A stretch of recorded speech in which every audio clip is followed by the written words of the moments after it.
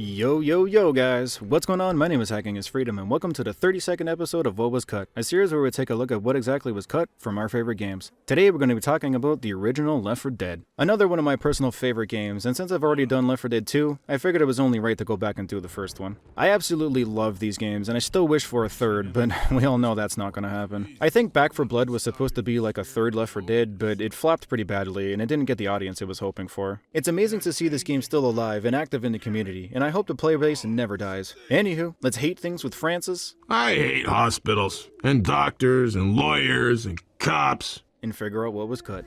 Textures are up first, and a lot of these I featured in my Left 4 Dead 2 video because they were still left over in that game. But we have some early inventory icons for the Uzi, the pistol, the pipe bomb, and two versions of pills, one just being selected. There's also some even earlier ones for the pills, the pipe bomb, and this grenade, which is actually the earliest icon for the pipe bomb, and it's the HE grenade from Counter-Strike. Now, for the med kit, there's actually quite a few different ones. This one I believe is the earliest design. It then moved on to this design before becoming what we all know and love. But there's also these three. The one with the med kit and pills together looks like it's from Half-Life or Counter-Strike. The simple cross looks like it was reused from the Survivor's health bar, and the red outline one, I'm not really sure when it was used. It was probably used in a really early point in development. The pump shotgun was planned to have a visual shell counter, but this must have been scrapped very early on as there's never even been any screenshots or gameplay featuring this.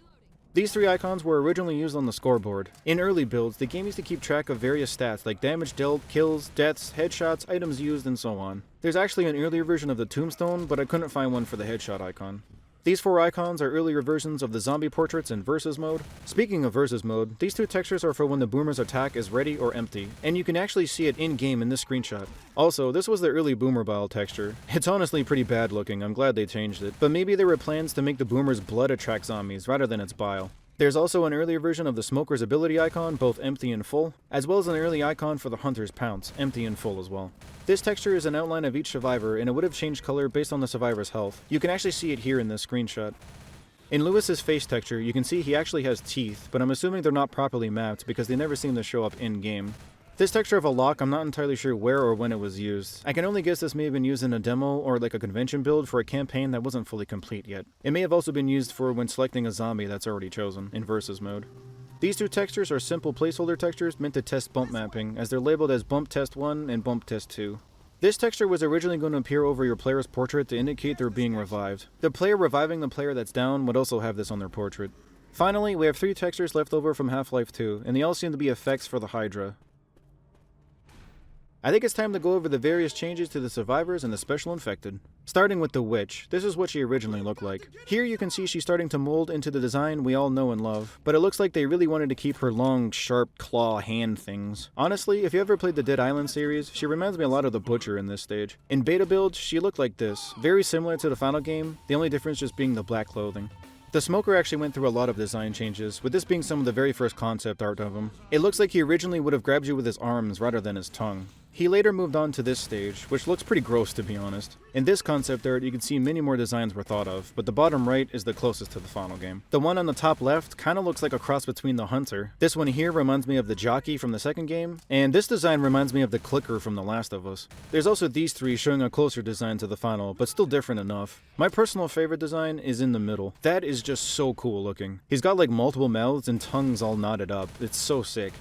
The Screamer never left the concept stage, but he ultimately became the Boomer. If you ever played Dying Light, he would have worked the exact same as the Screamer from that game. He wouldn't attack you, but if he spotted you, he would run away and emit a loud scream. Finally, we're talking about the survivors. The earliest design of the survivors is this sketch here, which is dated September of 2005. You can see the main bases here, but their appearance is completely different, although they look very similar to the design of the survivors from the second game. Francis looks a lot like Nick, Bill looks extremely close to Coach, Zoe is literally Rochelle, and I guess Lewis is the only one that had a completely unique design. Although it seems his manager role was already planned here. This is what the survivors look like during the beta stages. They actually look pretty close to the final game, with the biggest changes done to Lewis and Francis. Francis originally had a beard and longer hair, kinda like a stereotypical biker. And Lewis, I don't really know. He kinda looks like he belongs in Resident Evil 4 or 5 or something. I don't know, his character design just looks really out of place. Bill wasn't changed too much besides looking more like an army vet, and Zoe had shorts with pink striped socks, and a duller colored sweater with some tactical pouches.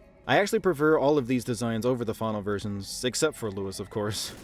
Up next, we're going to be talking about the levels, starting with the finale of Mercy Hospital. Sadly, all we have is this screenshot, but we can still see a lot of differences. Like the biggest being the skybox, it was much darker and had a lot more of a city-based background. You could even see some sort of stadium for soccer or football here, and you can also see a road down here. An earlier version of the first level of Mercy Hospital has been found, but when loading it up, there's so many errors and so many missing objects. The biggest difference in this map is the ending. You seem to enter some sort of clothing store, and the safe room is in the back, where in the final game, you go down a flight of stairs and enter the safe room down there. This is an early screenshot from the finale of Blood Harvest, and it doesn't look like too much was changed. It looks like it was darker, this building seems to be a lot closer to the main house, and the barn used different textures. This texture is also still left over in the files, and it's a pretty crude drawing of the finale's layout. Death Toll's finale looks like it was changed pretty drastically. It seems like you originally needed to defend an actual 2-story houseboat. Perhaps you needed to fuel this houseboat while also defending it from the Horde. Dead Air's finale was much darker, with blue lighting instead of the final map's orange. It also seems like there's no plane wreckage here, as to where the final game is littered with plane debris. There's a map called Tutorial Standards, which is just a basic tutorial level. This was actually planned to be the finale for the Dead Air campaign, although when it got redesigned, the developers just left this in as a small map for mappers. It features a small safe room, a moving platform that calls a horde, and a small finale fight. Pretty much everything you need to start making your own map. There's a completely unused survival map called High Rise, and it seems to take place in the Union Tech Tower. Interestingly, there's actually unused graffiti that was supposed to appear in Left 4 Dead 2 that references this building. It's actually a very cool map. There's 3 separate levels with Molotovs and pipe bombs littered around, and the top floor holds the medkits. A crash helicopter is at the top of the building, and to start the horde, you need to call the elevator. Looking at the outside, there's nothing here besides some buildings and a strip of road, and although there isn't a timer, the zombies do infinitely spawn, like an actual survival map. Freighter is another cut survival map, and I believe this was either a part of the Sacrifice campaign or the also cut Damn It campaign. As the name suggests, you're on a cargo ship and you start the horde by activating this box. There's really not much to this map, and after some time, each panel on the floor will open. I don't really know what this does, as it doesn't lead anywhere. The zombies also don't infinitely spawn, so after the initial horde, things will die down. Looking outside the map, there's also nothing of interest out here. It's just a long train bridge with train cars on the top. Finally, let's talk about an entire cut campaign called Damn It. Here's the campaign poster, and you can see the original drawings of the survivors in this art, meaning this campaign was most likely designed around early 2006. This campaign takes place in between Dead Air and Blood Harvest, and it was meant to bridge the gap between the two campaigns. The first chapter is called Orchard, and you start in a plane that's landed in a military compound located in a forest, or kind of like a farm area. After running through the compound, you come to a very wide open orchard where it's very easy to get overrun. Once making it through the orchard, you have to go through a barn to reach some train tracks. Following the train tracks leads you to another open area with a tank encounter. Once the tank is defeated, you just run up the hill to this farm-style house, and the safe room is located in the bedroom. After closing the door, we're on to the next chapter called Campground. Once leaving the house, you're treated to a semi-broken bridge with a tank encounter. If you fall off or get thrown off the bridge, you're stuck traveling through the water, which is actually extremely slow. Once that battle is done, you're led into the campground entrance with some pink textures welcoming you. After walking down the road a bit, we're now in the campgrounds, which actually would have been a great place to play Versus. It's a pretty big area, but eventually you'll come to a sign reading Dam Overlook, 1 mile. Following this sign will lead you to a big area that gets bombed by a plane, and honestly, this area looks very similar to Nacht on Toten from Call of Duty World at War. Going around this building leads you to a watchtower and a logging yard. Following the path up reveals a generator you need to activate, which of course spawns a horde. You're then tasked with fighting the horde and heading back to the watchtower, where there's a controller you need to activate. Once activating this, some logs will move that were once blocking your path. And following the new revealed path spawns a tank and basically takes us to the beginning of the next chapter. Finally, we come to the finale. Once leaving the safe room, there's a ladder that takes us to the next factory-like area, where you're already tasked with calling a horde. After the path is cleared, there's a tank waiting for you on the other side. After that battle, we can now enter the dam itself. Going up a few flights of stairs brings us to the floodgate room. Once activating this little radio, a horde will spawn, and after about a minute, the doors will start closing. If you don't make it, you'll actually be pushed out of the dam, like you're seeing here.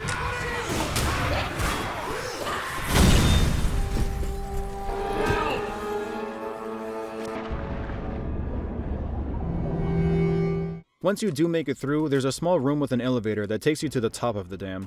Activating this orange square will spawn another horde, a tank, and open the next area of the dam. The other side requires you to do the same thing, activate the square and survive the ambush. Once that's finished, the final gate will open and the credits will play afterwards.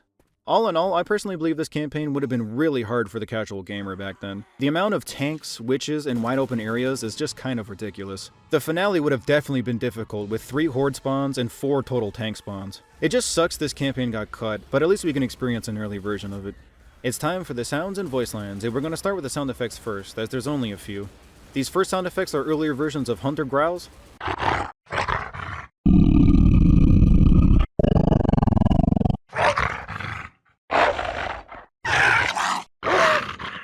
If you're wondering why they're labeled as Zombie Dog, it's because they're labeled as such in the sound effects kit, the pack where these sound effects are sourced from. And the only other sound effect is a leftover from Half-Life. As for voice lines, we have a good amount from the survivors, but we're going to start with two strange ones first. This first one is labeled as Bug Reporter Failed, and by the name, we can guess that this was intended to play when a playtester reports a bug, but it fails to send. No fiddlesticks. What now? This next strange one is simply labeled as Rear Right, and it's just someone saying that. My only guess is this was used to test speaker setups. Rear right. These next lines are from a scrapped ending, where you would have heard a bit more dialogue after the helicopter picks you up from Mercy Hospital, indicating the pilot has become infected. Now you understand why I told you to prepare? Just tried a street pickup. I should know better. I think I got hit. Not feeling so well. Can you grab me a first aid kit? I'm getting really cold. The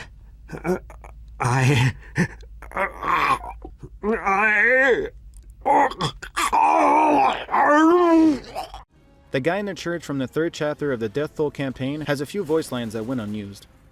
No.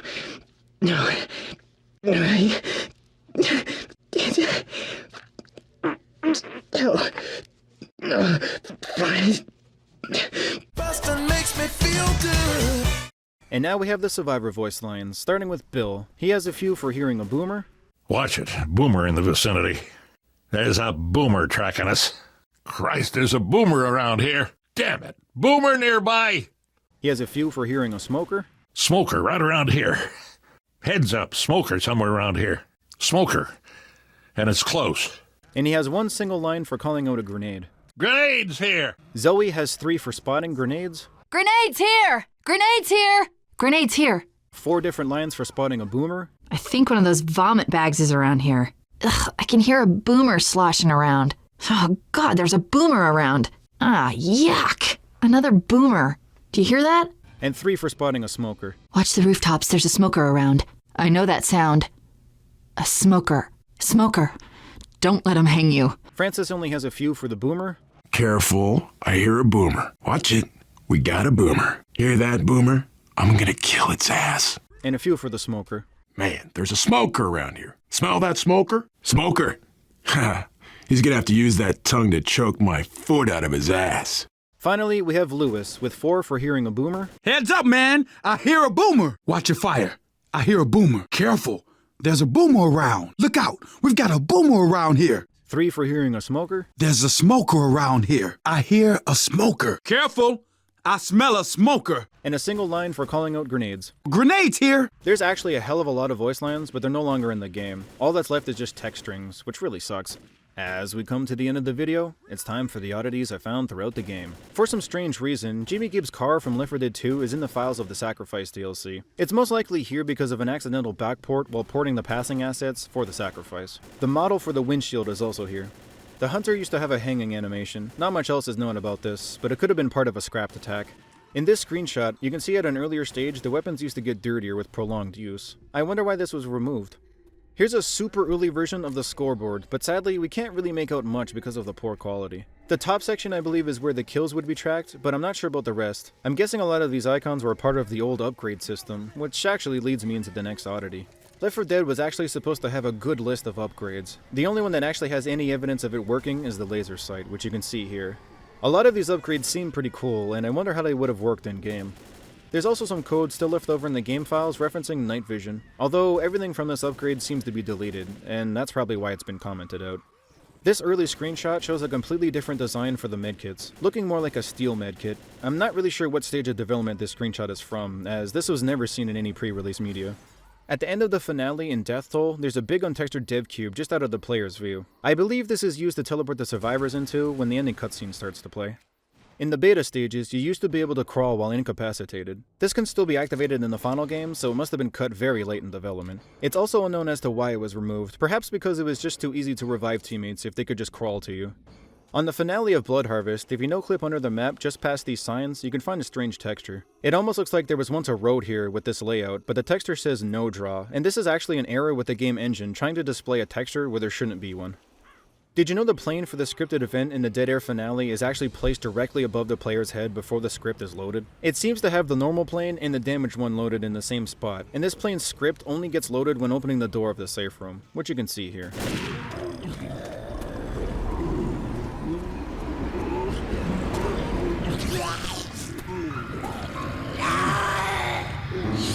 Valve actually made quite a few different box art images, which I think are really cool. My personal favorite one is this one here. The red and black mixed with the zombies just looks so cool. Finally, let's end it off with an early introduction. It's actually quite surprising to see the older models still being used here, as this intro is dated July 8th, 2008, which is only 4 months away from release. It's clear. There's something over there. Damn! Infected tore these people up. Ain't seen anything like this before. Jesus, don't let that stop you from smearing it all over yourself. They're changing. Hey, come on! You didn't need to do that. Oh, it stinks! It's going to be an improvement. So you're interested? Ugh. Not if you were the last man on Earth. I could arrange that. Ha ha ha! All right! Yeah. Someone's still alive. In the doorway. I've got your back.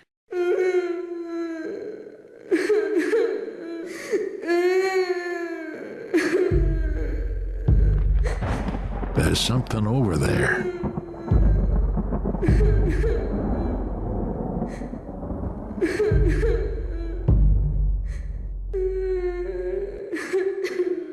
Hey, it's okay. We're gonna... Lights off. Sweet Jesus.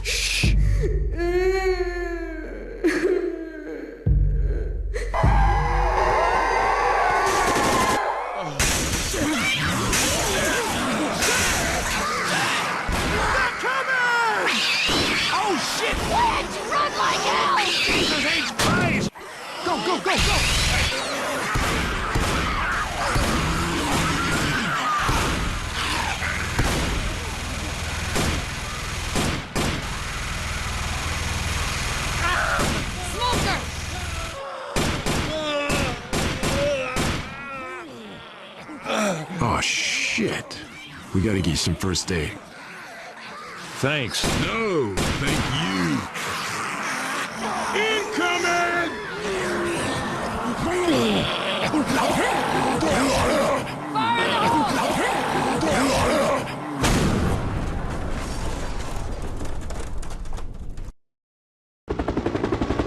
Chopper!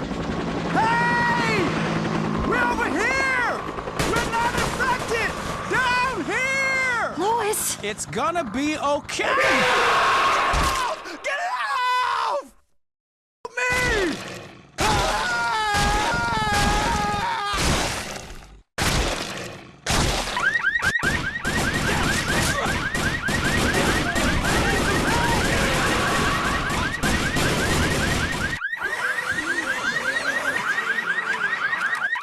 Oh, this is gonna get bad.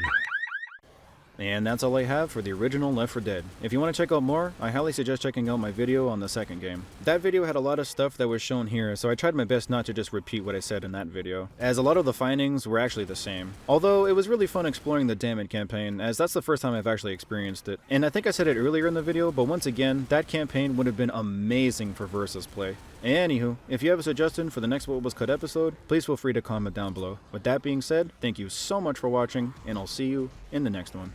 Peace.